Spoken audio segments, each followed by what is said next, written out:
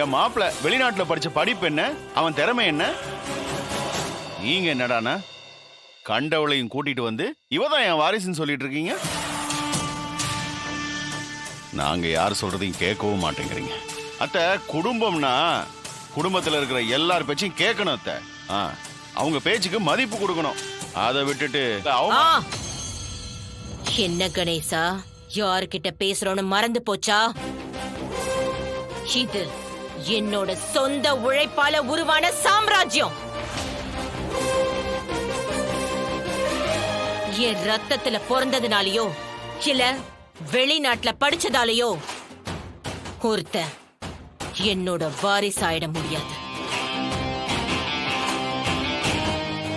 அதுக்கு ஒரு தகுதி வேணும்.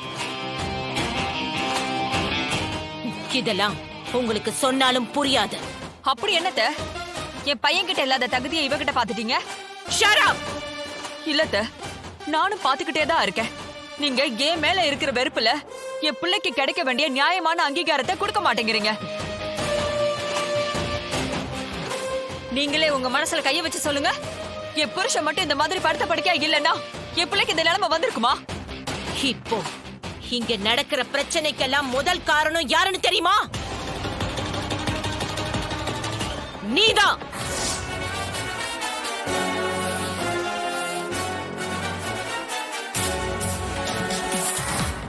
ஆமா, நீதான். நீ இப்படி இவனுக்கு செல்லம் கொடுத்துதான் இவன் தறிக்கட்டு வளர்ந்திருக்கான்.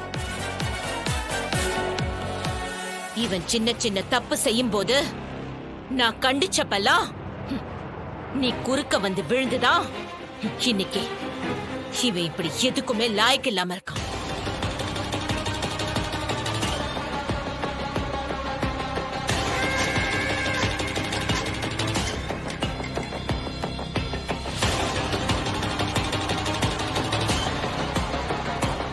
சிபிய விட அவ பெஸ்ட்னு எதை வச்சு நீங்க முடிவு பண்ணீங்க? சிபிக்கு அவனை ப்ரூவ் பண்ண சான்ஸ் தராம நீங்க எப்படி டிசைட் பண்ணலாம்? டேய், நாங்க குடும்ப விஷயத்தை பத்தி பேசிட்டு இருக்கோம், நீ ஏன் பேசுற? ஜானு, என்னால இவ்வளவு மாதிரி டிராமா பண்ணிலாம் ப்ரூவ் பண்ண முடியாது. சிம்பதி கார்டு ப்ளே பண்றதை தவிர இவகிட்ட என்ன திறமை இருக்கு? இவ கூட எல்லாம் நீ என்ன கம்பேர் பண்ணி பேசுறது எனக்கு கேவலமா இருக்கு ஜானு.